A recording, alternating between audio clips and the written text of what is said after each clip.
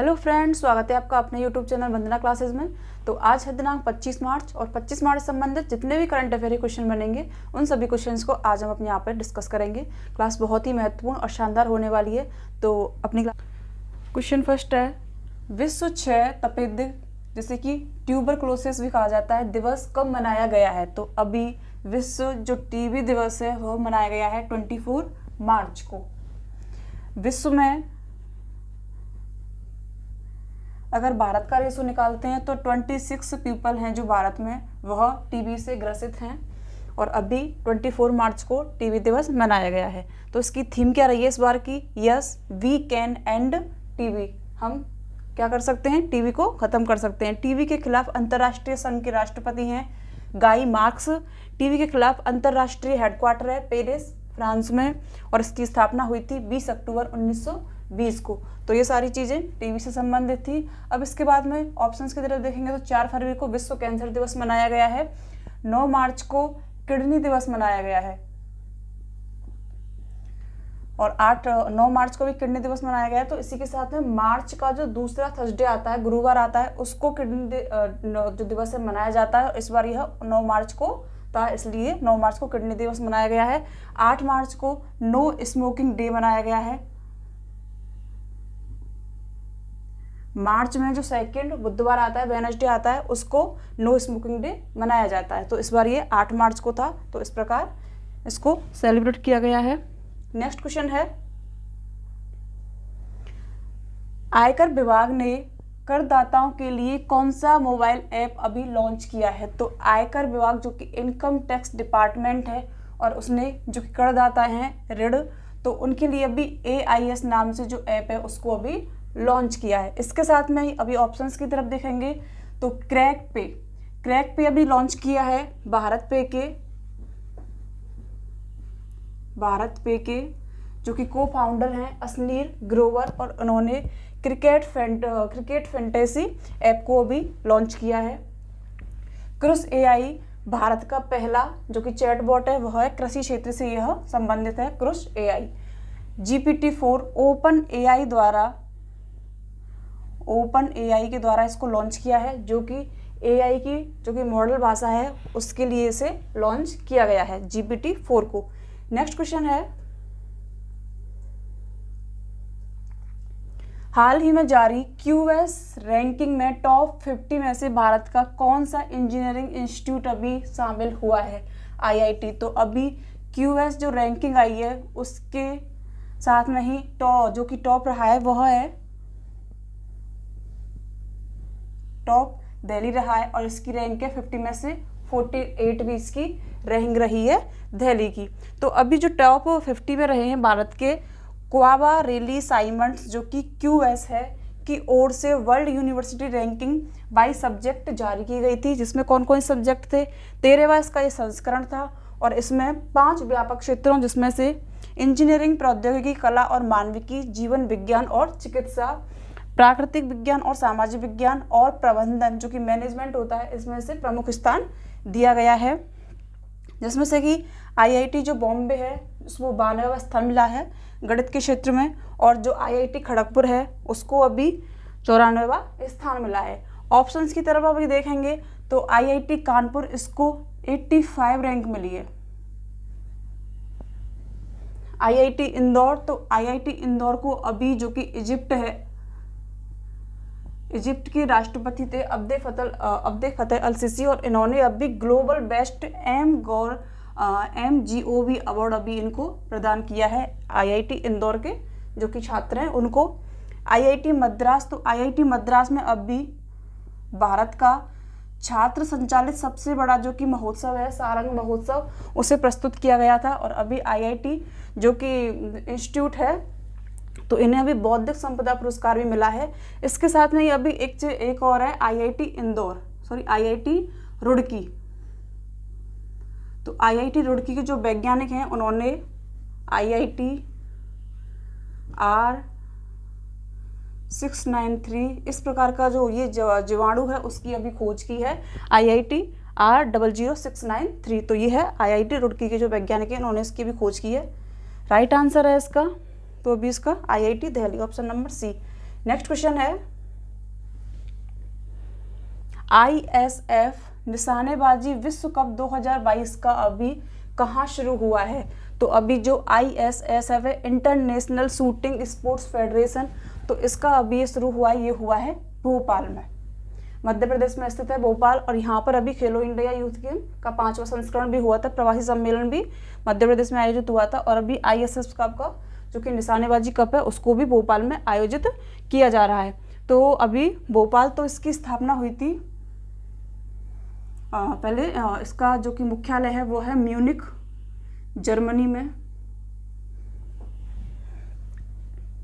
1907 की इसको इसकी स्थापना हुई थी, जो कि ISSF है।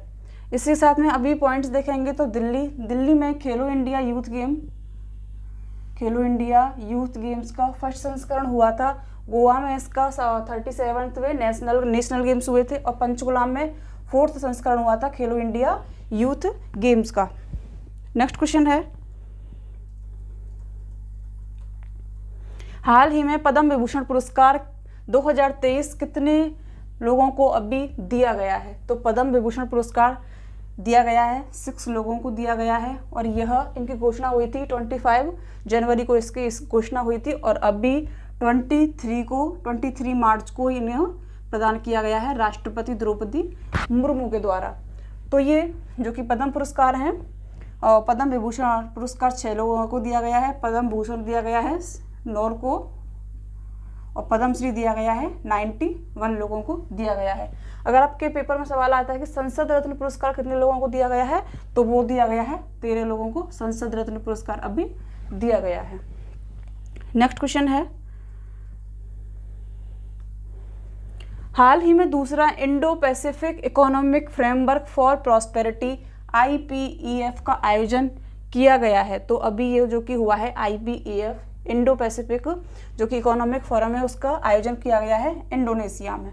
और यह इंडोनेशिया की जो बाली है यहाँ इसको आयोजित किया गया है। इसमें क्वाड प्लस जो कि आसियान है, इसके दोनों के ही 2 देश हैं वो शामिल होंगे, जिसमें से क्वाड में है ऑस्ट्रेलिया, भारत, जापान और USA हैं। और इसमें आसियान के 10 देश हैं और इसमें 4 देश हैं। तो ये अब यहाँ पर शामिल होंगे। इसके बाद में इंडोनेशिया, तो इंडोनेशिया ने अभी अपनी राजधानी को जकार्ता से बोर्नियो स्थापित करने का घोषणा की है। और इंडोनेशिया में भारत का पहला जो कि INS सिंधु केसरी है उस शिप को भी इंडोनेशिया में पहली बार डॉक किया है। तो ये इंपॉर्टेंट चीज़ है जो कि इंडोनेशिया से संबंधित याद रखनी है। नेक्स्ट है, केंद्र सरकार ने इन्वेस्ट इंडिया का नया मैनेजिंग डायरेक्टर और CEO भी किसे नियुक्त किया है? तो भारत ने अभी जो केंद्र सरकार है इन्वेस्ट इंडिया ने किया है मनप्रीत के नंदा को CEO नियुक्त किया है। ऑप्शंस की तरफ देखेंगे तो अभी के कीर्तिवासन को अभी TCS के CEO नियुक्त किए गए हैं। रश्मि शुक्ला SSB की महानिदेशक चुनी गई हैं। और रोहित जावा जो कि हिंदुस्तान यूनिलीवर लिमिटेड है उसके अभी CEO बनाए गए हैं रोहित जावा। नेक्स्ट क्वेश्चन है, PM मित्र योजना के तहत टेक्सटाइल पार्क के लिए केंद्र सरकार ने कितने राज्य शहरों को चयनित किया है? तो अभी PM मित्र योजना के तहत टेक्सटाइल के लिए 7 शहरों को अभी चयनित किया गया है। और यहाँ पर जो टेक्सटाइल पार्क हैं वह स्थापित होंगे। तो कौन कौन से जो कि राज्य और शहर हैं? गुजरात का नवसारी जो कि 7 जो कि शहर हैं और राज्य हैं उनको स्थापित किया है। नेक्स्ट क्वेश्चन है, केंद्र सरकार की PM मित्र योजना इनमें से किससे संबंधित है? तो अभी केंद्र सरकार की जो PM मित्र योजना है कपड़ा उद्योग से संबंधित है।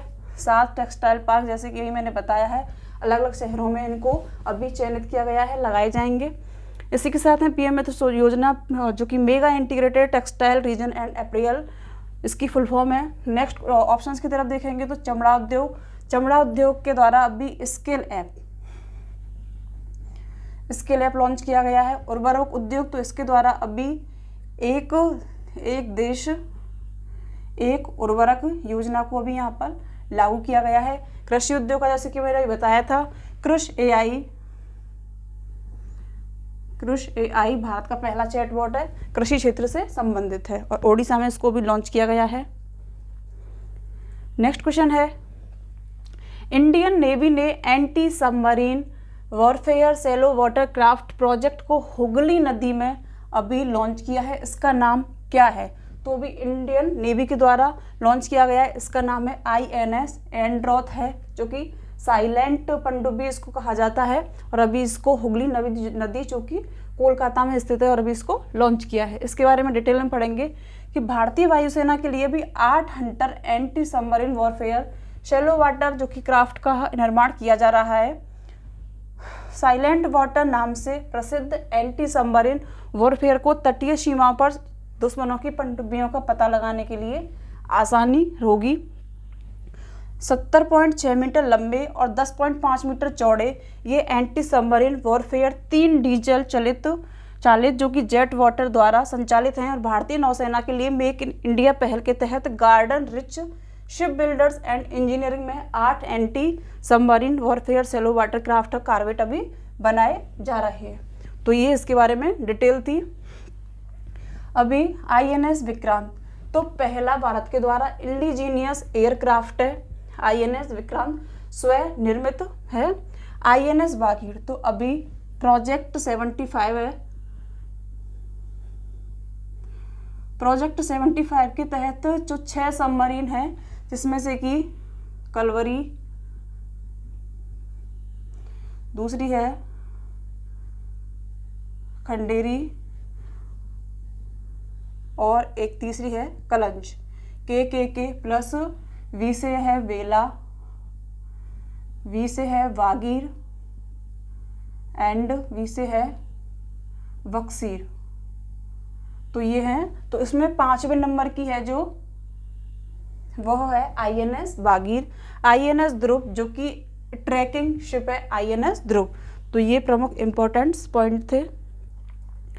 नेक्स्ट क्वेश्चन है, सूरत की अदालत में मानहानि मामले में राहुल गांधी को 2 साल की सजा का जो कि 2 साल की सजा की फैसला IPC की किस धारा के तहत सुनाई गई है? तो अभी इनको सुनाई गई है धारा 400 जिसमें कि मानहानि का जो कि बताया जाता है प्लस 500 में उसकी सजा का प्रावधान है। तो इन दोनों में ही इस जो कि दोनों के तहत ही इनको सजा सुनाई गई है। और 307 में जो कि हत्या की कोशिश होती है उसके बारे में 307 में बताया जाता है। तो अभी जो कि सूरत की अदालत है तो उसमें 2019 में लोकसभा चुनावों के वजह से इन्होंने कुछ ऐसे अपशब्द जो कि टिप्पणी की थी प्रधानमंत्री मोदी जी के लिए, उनके बारे में उनके लिए इन्हें अभी IPC की धारा के तहत अभी इनकी सदस्यता को भी निलंबित कर दिया गया है। अगले और ये भी लोकसभा में जो कि चुनाव वगैरह हैं उनको भी अभी नहीं लड़ सकते हैं। तो इस प्रकार से इसका राइट आंसर है A व B दोनों। तो इसके साथ में ही आज प्रश्नों की श्रृंखला को यहीं पर समाप्त करते हैं। अगर वीडियो अच्छी लगी हो, हेल्पफुल लगी हो तो उसको लाइक करें, शेयर करें एंड सब्सक्राइब करें। Thank you.